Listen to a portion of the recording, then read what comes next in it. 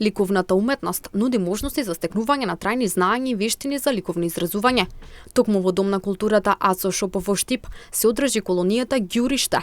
Колонијата се одржува од страна на Дом на културата од Свети Николе, инспирирана од пейсажи од Свети Николско и се одржува секоја година традиционално. И оваа постановка се носи подоцна во неколку градови низ Македонија. Дела на 12 македонски автори.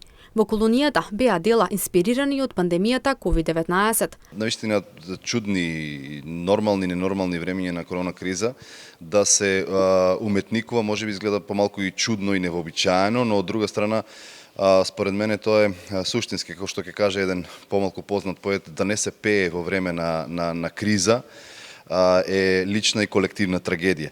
Така што да не живее уметноста во вакво време на пандемија, навистина може да представува и лична и колективна трагедија. Ликовната уметност секогаш е она која што на некој начин го вдахновува, го мотивира секојдневието и ни помага и на личноста и на заедницата да ги поминеме сите непогоди и сите премрежја многу почовечки, похумано. Уметноста во принцип хуманизира.